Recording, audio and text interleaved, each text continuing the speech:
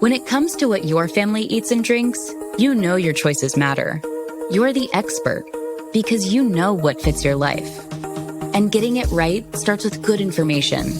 That's why America's beverage companies are sharing more information about our ingredients at goodtoknowfacts.org. No spin, no judgments, just the facts straight from the experts for more than 140 beverage ingredients. Visit goodtoknowfacts.org. At Sierra, discover top workout gear at incredible prices, which might lead to another discovery. Your headphones haven't been connected this whole time. Awkward.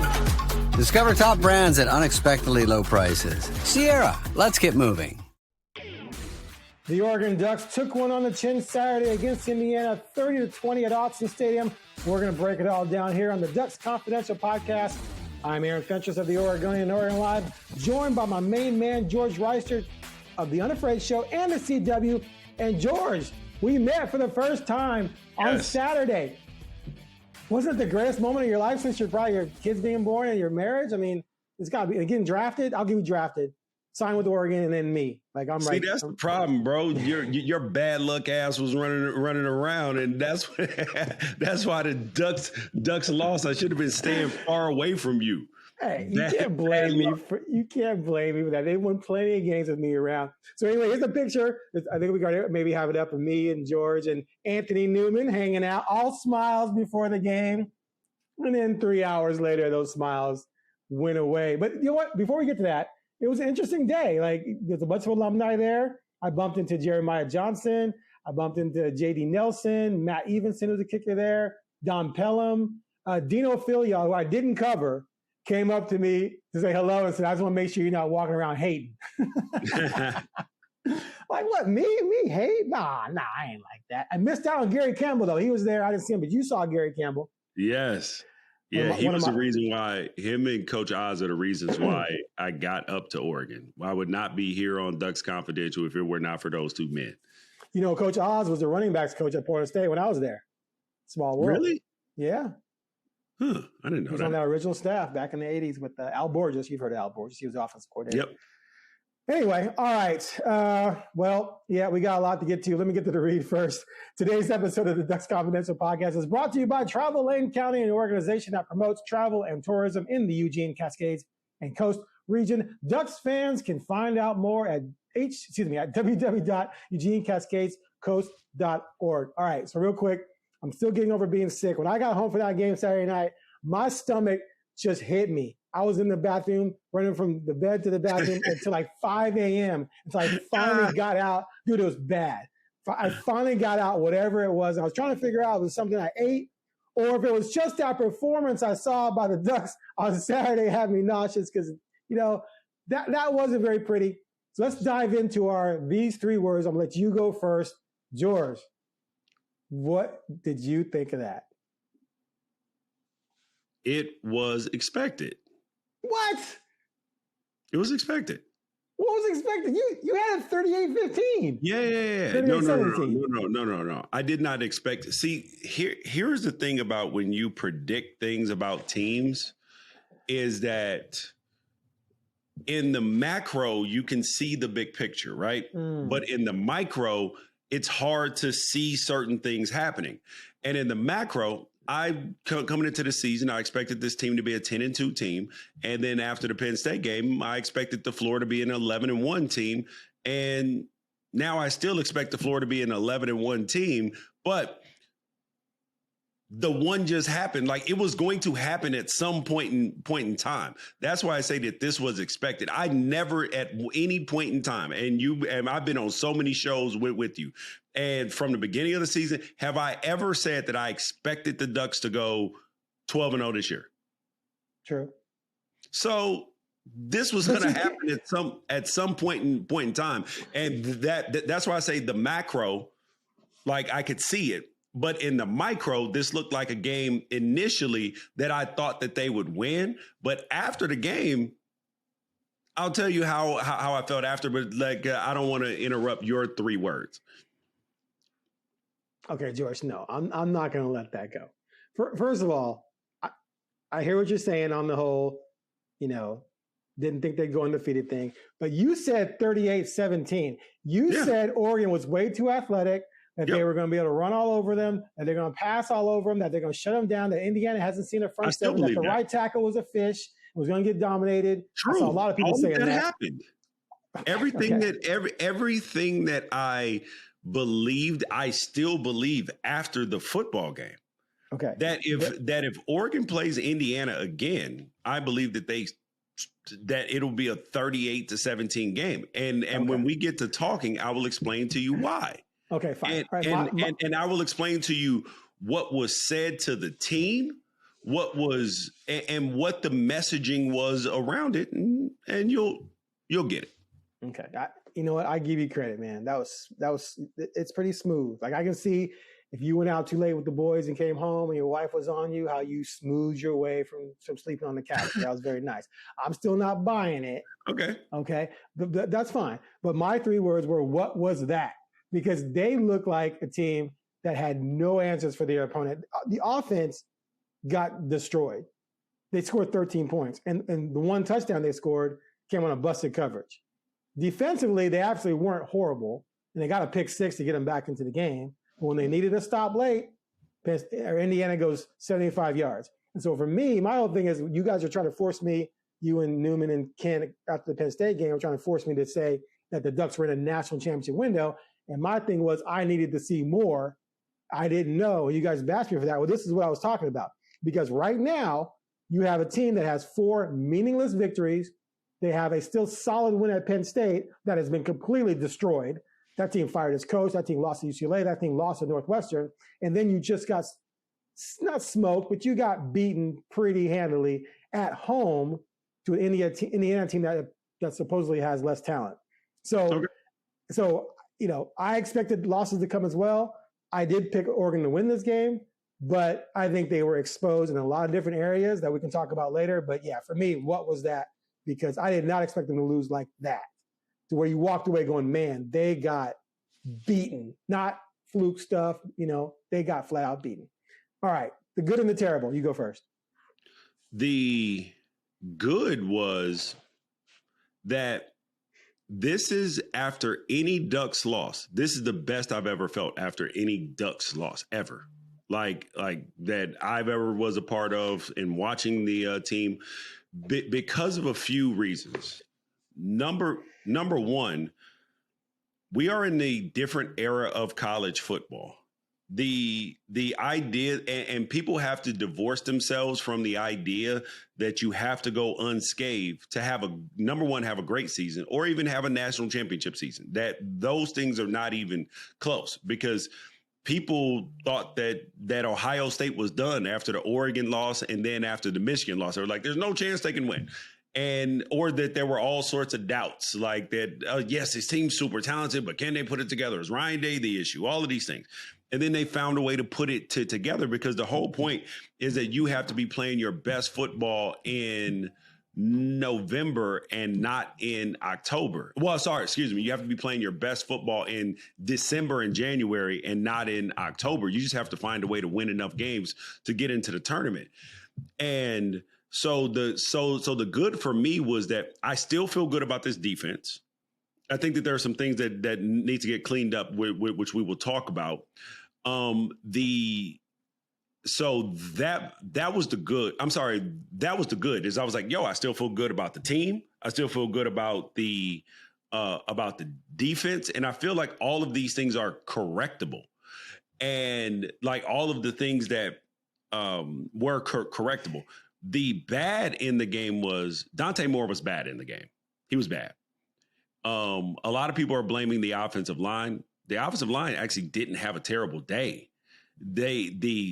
He was number one. He was poorly prepared, and in terms of, like Dan Lanning even said, and this was the messaging. This is how you know the dude is consistent, because the messaging to the team was the same thing that was put out in the media. He felt like that they got outcoached, that their plan was not as good as it needed to be.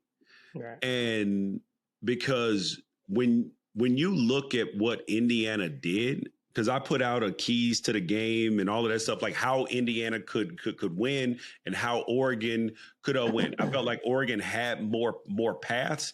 Indiana executed their path to a T.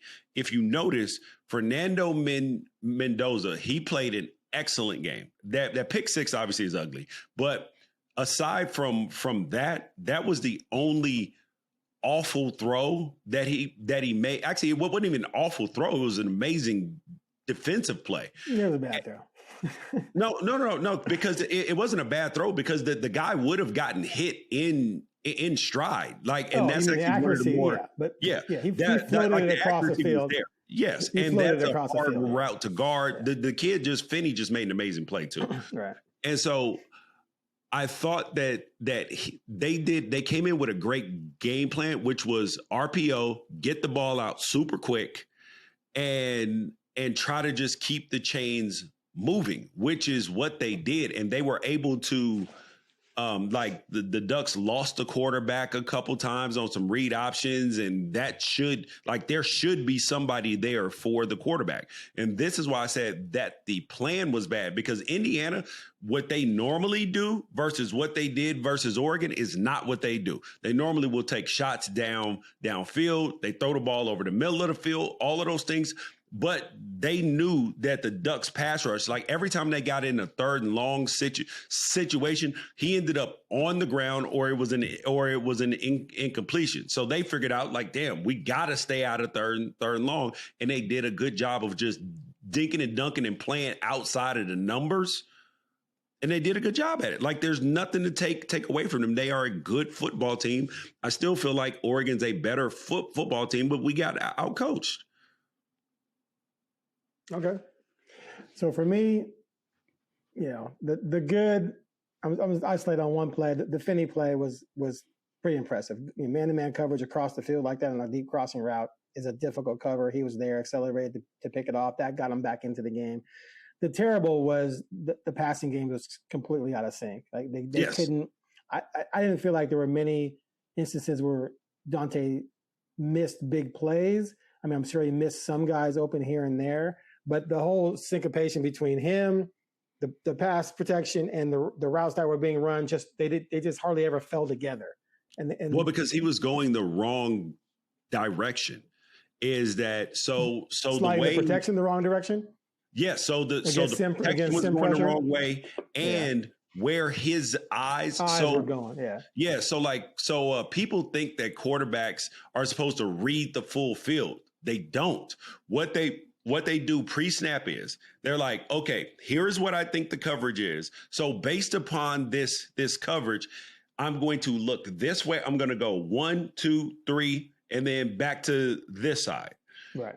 And then, so yes, you may have a guy running wide open over there, but if everything that he knows says, I need to go this way first, and then he sees a curl wide open, he's going to throw the curl and not throw the deep ball, because that's where the ball was supposed to go based upon the coverage that he believed that it was. So Indiana simulates a lot of pressure, and not every time, but the majority of the time, wherever he thought the pressure was coming from, it actually was coming from the other way. So they were not.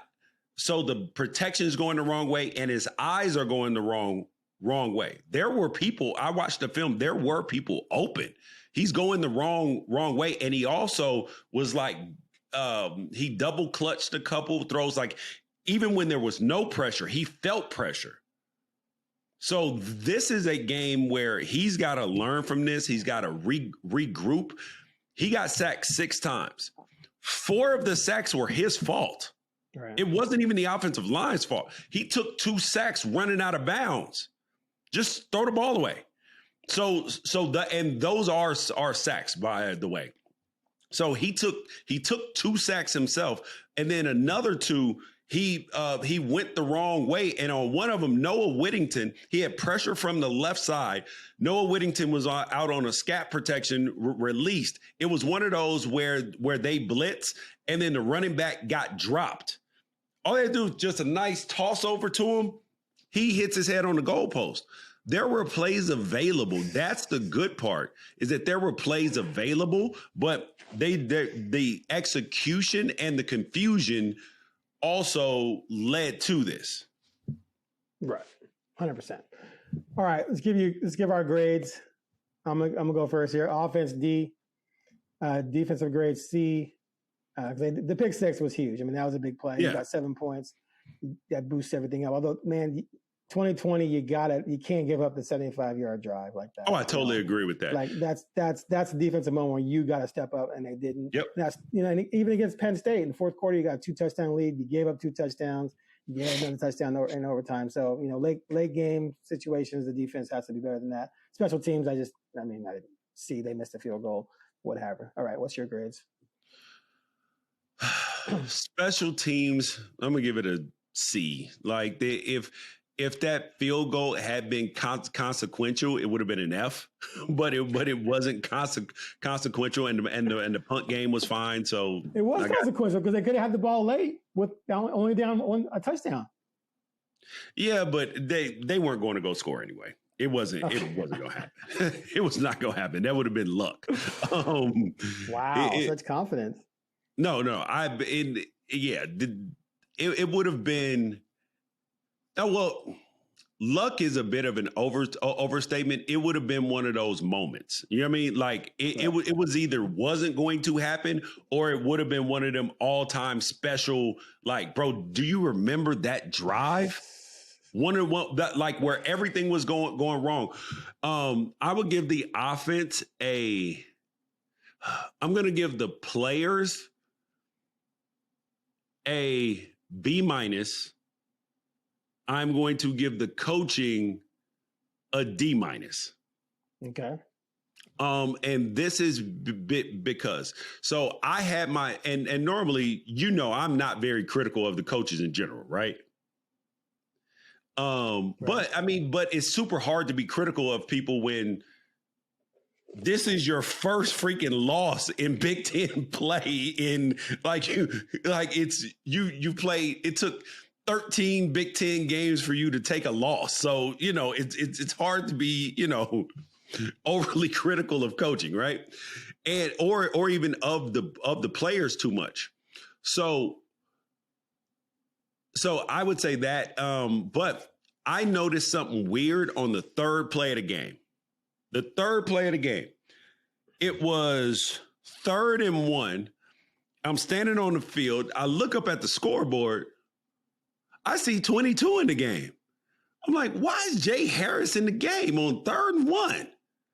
And mind you, this is no disparagement to the kid at all. He was really good at D2, and he's not a bad running back at all. So I don't want to, if his family's listening or anybody's listening, the kid is not a bad running back. Like, he's a good player.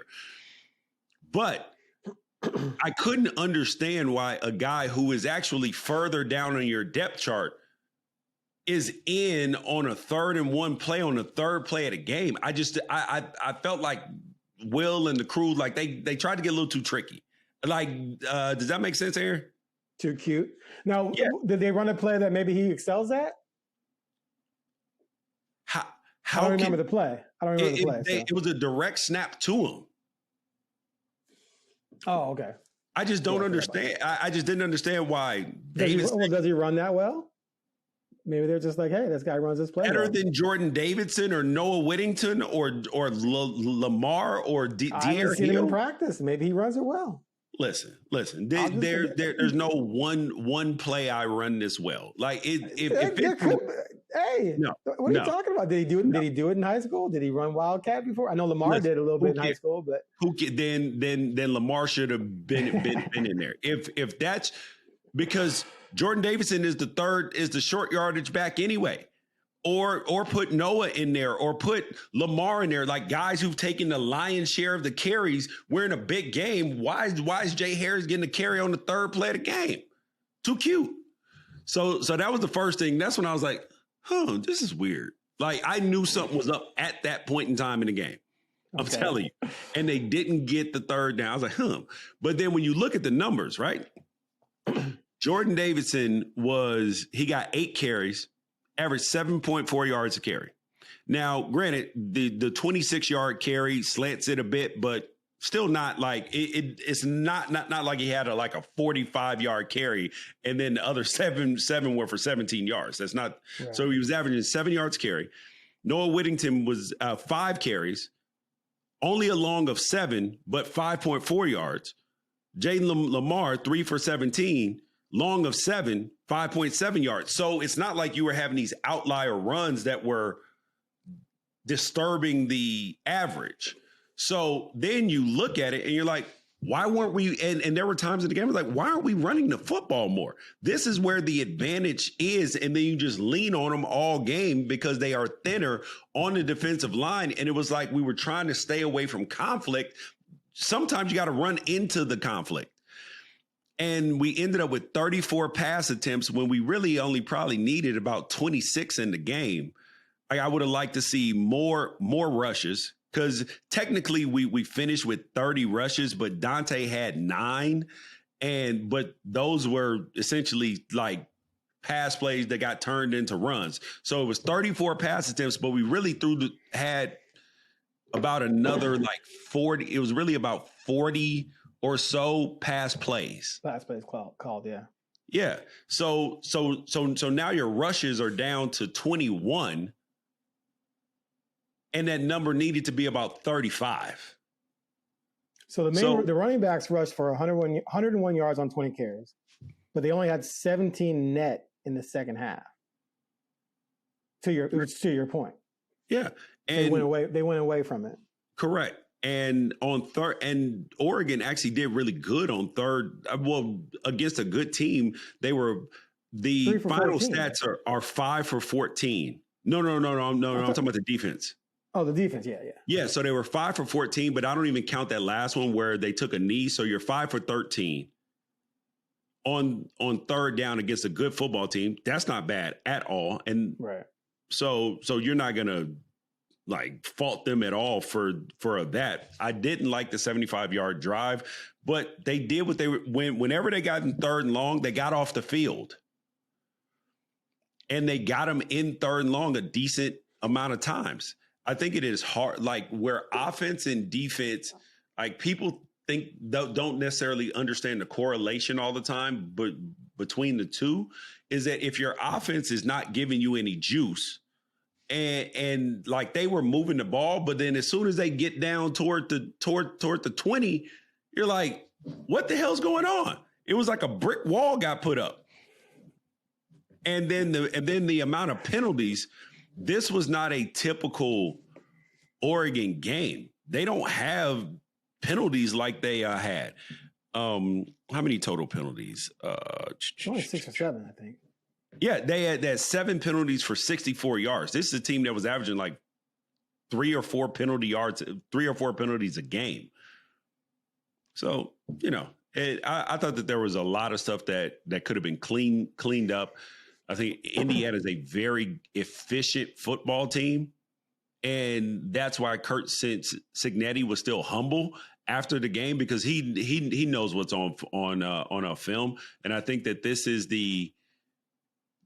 one of those moments where Oregon is either going to go one of two ways from this game.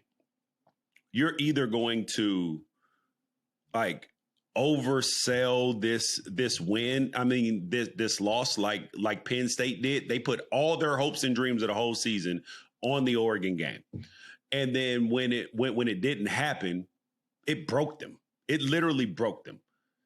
They go to UCLA, they lay a dud. They go to Penn State, the Northwestern, they quit there. It just was not. It was just a bad situation that got just worse, all because of one single solitary game. And that's not the era of college football that we're in right now. Gotcha. All right, hidden gems. Mine's going to be Jordan Davison. He looked pretty good, but I'm picking him also because I want to make a bigger point here. Not one of these backs has emerged as a lead back, as a go-to guy. And I do think over time that can hurt you. I don't believe that they have 4 potential lead backs. I don't think that's a thing with this team. This is not back when you had, Barner, DeAnthony, and LaMichael, or later when you had Barner, DeAnthony, and Byron Marshall, or later when you had Tyner and Royce Freeman, and you could move Marshall to receiver because you had to, or even we had Bucky and Noah. Like, they just don't have that number one guy. And so the fact that they've, like, the leading rusher has been a different guy, I think, in 4 of the 6 games. So Jordan and De'Aaron Hill, freshmen, one of those guys could be the guy, or they could be the next, Barner and LaMichael next year or what have you. But right now, they don't have a guy they can lean on that they trust for an entire game to be that 15 to 20 carry guy who's going to evolve with the blocking as it goes, evolve with their schemes as it goes, and then be more effective late in the game. They just don't have that, and I think that's I would push back on that, Aaron. I believe they do. I believe that they do. I think that they have it. I think that they have not done it. I mean, just look at they haven't even tried to get anybody that many carries because they don't have that guy. No, that's not that. No, that's not. Right. That's not it, Aaron. And now I do understand not wanting to put that tall task on a freshman early because there's a lot to learn. You know what I mean? So. And I know that De'Aaron Hill is dynamic. He's got to learn the playbook better. And that's limiting some of his playing time. Right. That's part of the problem. That's part of what I'm talking about. Yeah. So, but you can, if you notice, like, they didn't run the ball enough in this game, period. And then they're doing this weird rotation with them. And if they had run the ball 35 times, I think that you would have seen Jordan Davison with probably about 17 of them, which is appropriate, especially for a true freshman. You're getting them in, and then you have Noah with about 9 and Lamar with 2 or 3. And that's really about it. I don't think that we're in an era where you're going to have too many times where you're going to have a back. Like, I believe it's like back abuse when you're giving a guy 25 carries a game now. It doesn't have to be 25. No, I'm just saying. So I do believe that guy is on the roster because they believe that Jordan Davidson especially and De'Aaron Hill, that those are like special backs, not even good backs, special backs. They're trying to bring them along. But in the meantime, we got to stop like so much of this. So I do believe that they have the person on the roster. I believe that you have to make a decision like that this is what we're going to do. Okay. I think I'm not saying that Davison, or like I said, Davison De'Aaron could end up being a LaMichael Barner combination. I mean, we don't know yet. So what I'm saying is that they don't have the guy capable of being that guy right now. So right now, their leading rusher through 6 games is 267 yards, and next is 249, 211. So right now, they don't have a guy on pace for more than 600 yards. Never in Oregon's history, when they've been good, have they not had someone over 1,000 or close to it as that guy? And then another dude who's right behind it. I'm agreeing with you, but I'm saying that it's not a personnel issue. I think that it's not a personnel. No, it's not. The freshmen are not ready. They might have the talent, but they're not ready. So therefore, that's the personnel issue. They don't have a guy who's ready to be that guy. Even if you did it with Noah would get 1,000 yards. If you gave him 20 carries a game, he would get 1,000 yards easy. So it's not that. It's that you got 3 different guys. How many guys have 200 yards on the season?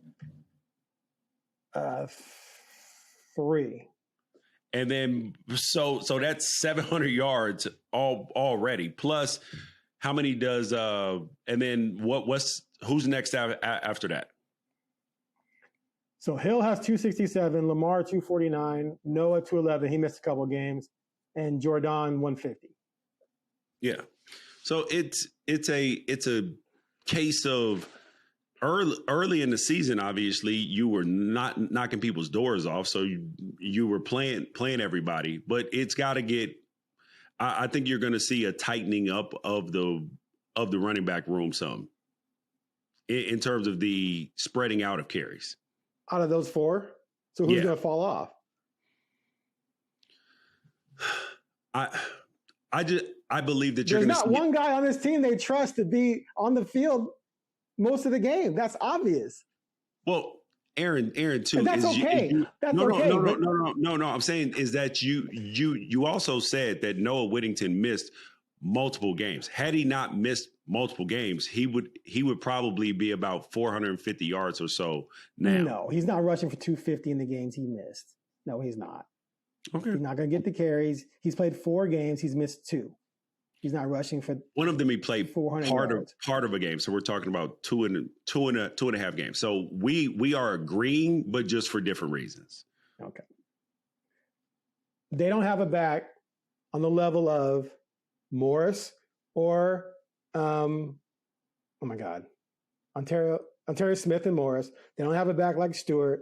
They don't have a back like Whitehead right now. They don't have a back like Jeremiah Johnson. They don't have a back like LaMichael, Kenyon, DeAnthony, Byron Marshall, Freeman. I don't even think they have a Tyner right now. Tyner could have been special. They don't have a Jordan James. They don't have a Bucky Irvin, period. There's no debating that. If they did, that guy would be the number one back. No, that's not it. Now, could De'Air Hale and Davison someday become that? Maybe. But guess what? LaMichael redshirted. So LaMichael wasn't that guy as a true freshman either. So if Kenyon Barner had to play behind LaMichael. So that's not a knock on the future. I'm just saying right now they don't have that back, and I think it's a problem. They also don't. Here's another thing. No, go ahead and give me your hidden gem first. I'll get to the other problems. I got no hidden gem. Come on, you gotta have something. No, there was not there wasn't a lot. I mean, Finney's not hidden. The kid was excellent in the game. Like, he wasn't even good. He was excellent in this football game. So he would be, I guess, the hidden gem if you want to, but there's nothing hidden about him. So that's why I said that I didn't have a hidden gem, because there was nothing hidden about anybody that played well. Gotcha. All right. So the other point I want to make about through 6 games, because I said I always like to see where teams are at first 4, then usually first 3 until conference plays, but this time it was kind of reversed with the conference games, starting with Northwestern. And then the Penn State game, we were all impressed with that. We were all impressed with Dante, of course. Now this game, step backwards. So here's my thing in terms of their future this season. Now you say they're going to learn from this and that they got out coached, they can fix this. It's a great thing that happened to them. I still see several problems. One, you're still replacing a ton of people on defense. We knew that coming in. The defense, I don't think is going to be special this year. Dante has one really good game against a good opponent in his career, and he just reverted back to not having a great game. Was all his fault? No, but still, he has one game under his belt in his career against a good team where he performed well. So moving forward, am I going to buy he's going to come up with 6 or 7 or 8? I don't. I think next year he comes back, he could be special, but I'm not seeing it this year. The running game, you don't have a lead back. I think that's the issue. I don't think you have a true number 1 receiver. I think that's an issue. I think you have some good receivers. I don't think you have a number 1 guy. DeCorian might be that guy next year, maybe in the future, which is why if Dante comes back with DeCorian and one of these backs emerges like Hill or Davison, you could be pretty potent with your big 3 in terms of the skill guys in those areas. So for me, moving forward, I question, I don't think they're going to go, I think another loss is coming. I don't think they're going 11-1. Okay, I think they're going to go 10-2. So another loss is coming, which is going to mean they're going to be on the bubble for the playoffs. I still think they might get in if as long as they lose to someone really good, like maybe if USC keeps rising or Washington keeps rising. But I think they're going to be in a dicey situation. But I think 11-1's off the table. I think going back to the Big Ten title game's off the table. I just don't think they have it this year. I don't think it's magic they're going to turn around, because right now, as far as I'm concerned, they're 1-1. The other 4 games are meaningless. I think that so the way you're looking at it is not like, I completely understand your vision for this. Okay, I understand why everything that you're saying. It makes 100% sense, right? I disagree with you about the back thing, but that's a minor issue, right? Right. So what you're saying makes 100% sense.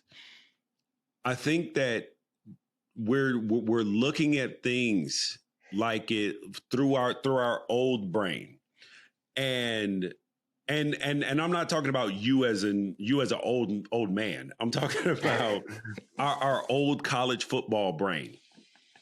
And this is where, Aaron, is that I, on my radio shows that I've done, on the college football show. This is why I always say I'm show prep for everybody else, because everybody else, like, there are times where I see things so clearly and then things catch up weeks, months, years later. And they're like, oh, damn. So this is old college football brain, the way you're seeing it. No, stop. But go ahead. Because is that the goal of the season now, win games, getting to the playoff.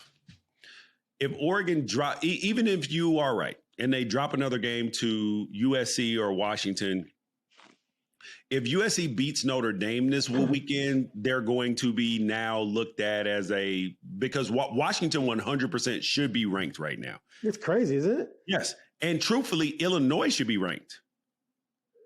Illinois' 2 losses are to the number 1 and number 3 team in the country. Yeah, and they lost by 50, man. They lost by 50 to somebody. That's a bad look. No, I understand it's a bad look, but they gave Ohio State everything that they could handle. They, like, when you went back and watched that game, like the score does not indicate what happened. They shut Ohio State's offense down. They made 3. Here's a consecutive sequence where the game was lost in the first half because they shut them down. Aaron, they were driving down. They're around midfield. It's 3rd and 7, incomplete pass. So what? Low snap by the punter. Punter puts his knee on the ground to pick it up. So now Ohio State has a short field. They kick a field goal, go up 13-0. I don't even know if they got 1 first down, maybe, and then they kicked a long field goal. And then Ohio State kicks the ball back. First play of the game, guy just fumbles the football. Valentine fumbles the football. They go up 20-0 in the second quarter, and then they they outplayed Ohio State from that point on. Like, they dominated them, actually. So I believe Illinois should be ranked. And then also Washington should be ranked. It is inexplicable how Washington is not ranked to me. When you have 10 SEC teams ranked, this is a self-fulfilling prophecy again. So if you then lose to Washington or you lose to USC and they're ranked high, that's not going to hurt you. Because a 10-2 Oregon is still going to get into the playoffs, especially if you dominate all the rest of your games outside of that, because the brand is good. Your people generally are going to give like Oregon, because of last year and the previous years and the brand and all that stuff. Like, they're one of those teams that fall into like the benefit of the doubt thing. Like, right. Alabama falls into the benefit of the doubt. Georgia will. You see Texas beat an Oklahoma team that quarterback shouldn't even have been playing, and now all of a sudden Texas is ranked again. You know what I'm saying? So, like, if Texas wins next week against the nobody that they're playing, it's going, oh my God, see, look, Texas top 10 again. So I think that they fall into that benefit of the doubt, because we're in the middle of the season part and stuff gets jumbled up. And this is why I say the old brain is, because this loss in the grand scheme of things to Indiana is going to keep winning, doesn't really mean much.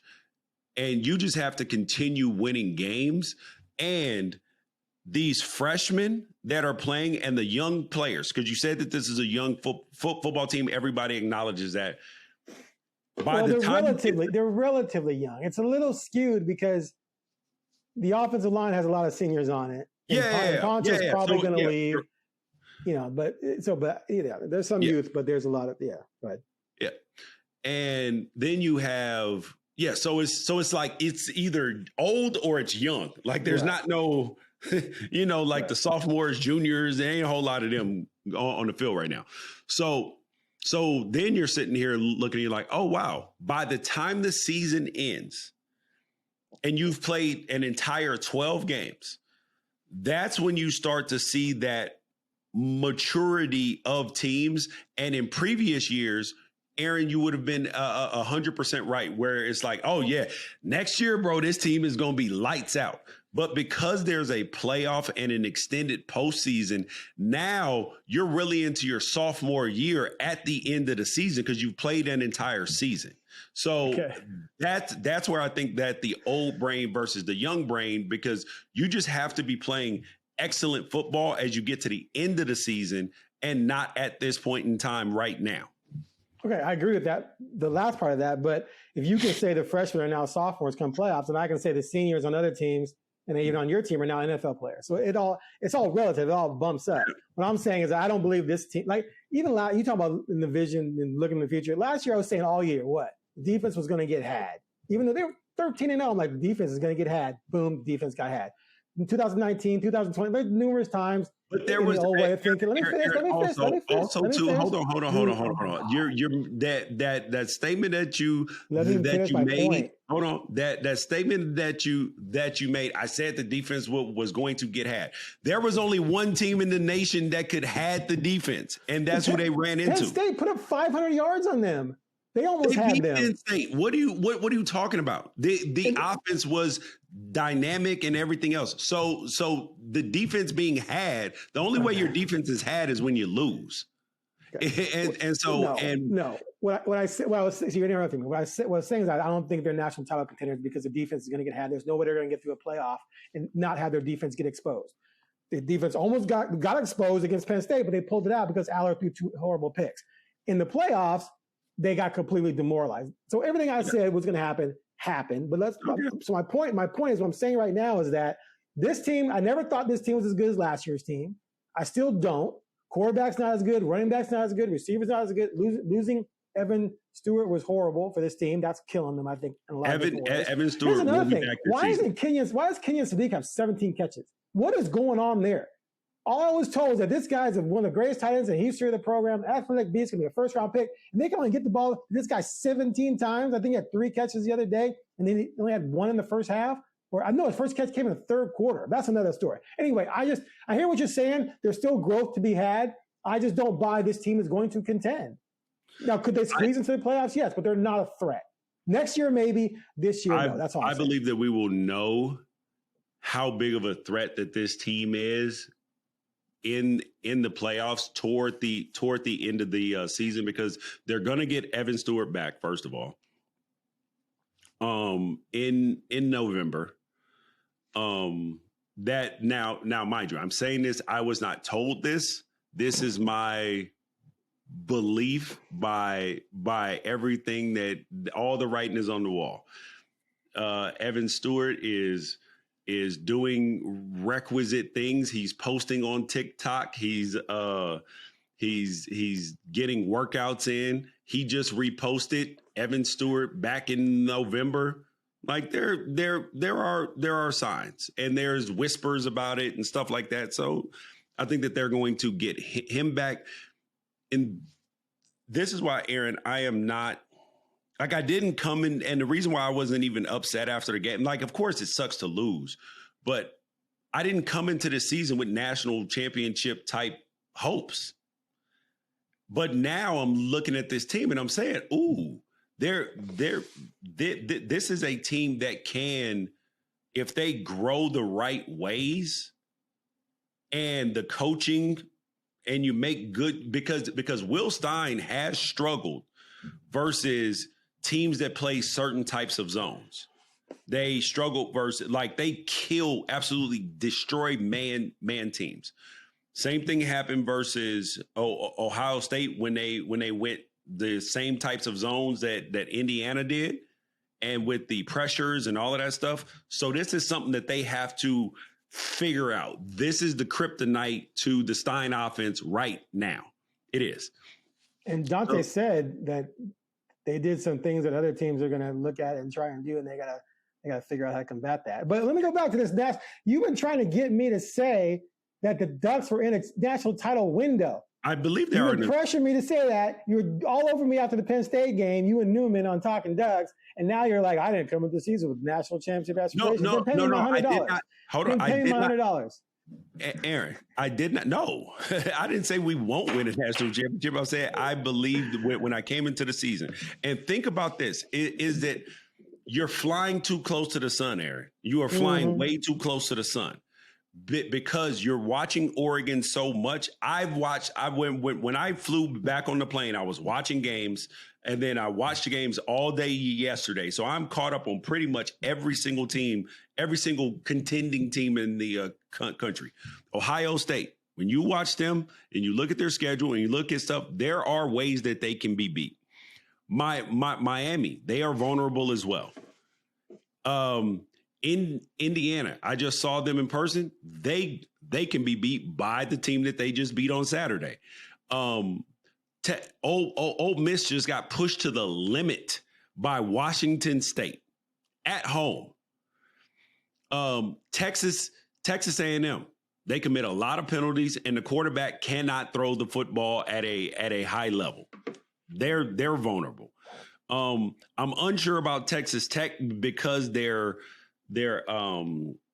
because of their opponents. So far, it's hard to really judge them, but their defense is really good.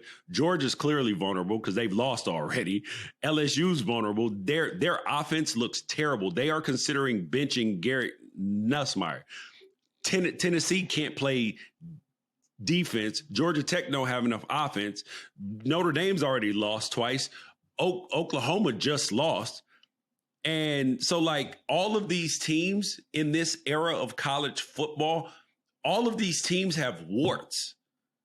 This isn't 2022 when Georgia won the national championship when they smoke showed everybody. This is a different era. And this is why I love it, is that all of these teams have warts right now. And this is where it should be. It's more NFL-esque. I agree. I just don't believe Oregon has a shot. Anyway, All right. Let's move along to, we just pretty much covered where they stand nationally. So let's move along to a quick sneak peek to Rutgers. They're 3-3, lost by 10 to Iowa, hung around with UW in the first half. Well, yeah, kind of, and then got rolled there. After traveling 3,000 miles, we got to give them the benefit of the doubt. I'm going to say instant threat level for me, I'm going to say 2.5. I'm only going 2.5. Higher than I probably normally would have, just because, they are traveling 3 time zones in the negative direction. When teams travel from the east to the west, that's not nearly as bad as going west to east in my book. Rutgers, they're not complete pushovers. They're semi-tough. They're going to be at home. Ducks have to make sure they adjust to the things Indiana was doing, because I'm sure Rutgers is going to try and copy some of it. So I have a 2.5 threat level. I'm going to go 33-20 Ducks. All right. 33-20? Yep. Oh, God. So I watched Rutgers play, right? Rutgers like, God. Dude, their quarterback is... He threw for 300. Aaron, he also was awful at times as well. If the Ducks don't... This game is more like playing... Yards. This game is more like playing against Northwestern. Is that, like, yes, you can be beat if you just... But I believe that this game is the good type. This is the perfect type of game to test this team. And I agree with your threat level of 2.5 because of the time travel. And also, Oregon just lost. We saw what happened to Penn State. They fell apart. They're nowhere near as bad as what they've put on the film the last two weeks. Can we agree with that, Aaron? Oh yeah. They still have a lot of talent from a team that went to the Final Four last year. Yeah. So like they're like what you like that team broke and quit after the Oregon loss. Now we're going to see what this team is really made of, because if they go out and they start fast versus Rutgers, you know that this team is built out of the right constitution for the rest of this season and then heading into next year. If you go out and they're struggling and they win this game by a touchdown, I would change this to like a 3-loss team, Aaron. Okay. If they go out and they win this game by 7 points, because that would mean you don't have the right, the dog ain't in this team like it needs to be. Bro, I got to be honest, Aaron. Okay, fair. So that would constitute that, because Rutgers wide receivers are not special. Like where the Surratt kid for Indiana is really good. He's an NFL player. They have no NFL players at wide receiver. We should be able to line up man to man those dudes. And the best thing that Rutgers does is run the football, and they're going to run the quarterback too. So what happened against Indiana is going to get tested. This is the perfect type of test. You are essentially playing Indiana light. Rutgers run defense is really good, though. Really good. They bottled up Jonah Coleman in Washington, and that's a really good run offense. So you're going to be tested in the run game, but your defense can bail you out. But let's not forget that Oregon has only scored 3 touchdowns in the last 8 quarters. I'm sorry, 3. They've only scored in 3 quarters in the last 8 games. Now, I don't raise as huge of a red flag against that, because you were playing against really good teams, and then one of them you missed 2 of the quarters you missed field goals in. So it's really like 5 out of 8, which is not concerning. You see what I'm saying? Where like that, but they do only have 3 offensive touchdowns in their last 8 quarters, and one of the touchdowns came on a broken coverage against Indiana. So the offense has scored 2 touchdowns without help in 8 quarters. Yeah, that is, and when you're playing against really good competition and players, you may go through some droughts like that. But also, like I said, and like Dante said too, the plan has to be better, because there is a book on how to stop Will Stein's offense right now. It happened in the Rose Bowl. It happened at, like Penn State did a lot of the things too. And then Indiana took that and was like, oh, here's what we're going to do. So they did things that they hadn't ordinarily done, because they actually have athletes who can do it. This Indiana team, Aaron, is very well coached. And this is why Penn State is now trying to steal Indiana's coach. They are very well coached. And this is why I believe that Cignetti and Dan Lanning have so much respect for each other, because they recognize each of their coaching acumen. That like, you're not going against somebody who you're going to be able to, just out scheme on the board. Like, you got to out scheme that particular day. Like, some days they're going to be able to out scheme you, and you hope that your athletes are better. And Oregon got out schemed, and Indiana's athletes played better. End of the story. Yes, they did. All right. Woo, we went a little long today, but it was worth it. We had a lot to cover. All right, today's episode of the Ducks Confidential Podcast was brought to you by Travel Lane County, an organization that promotes travel and tourism in the Eugene, Cascades, and Coast region. Ducks fans can find out more at www.eugenecascadescoast.org. All right, George, we'll be back later in the week to preview this Rutgers game more in-depthly. I think the Ducks are going to win it, but it could be that. This might be like Wisconsin last year, right? No? Rutgers is better than Wisconsin, or not as good as Wisconsin? I think that the circumstances were different. I think that Oregon team was tired. They had played like 9 weeks in a row. And I think that the circumstances dictated the Wisconsin game, and the circumstances could dictate this game. But I have a sneaky suspicion that Dan is going to have these guys ready and all of that. Hungry. All right. We'll talk more about that later in the week. Thanks for watching.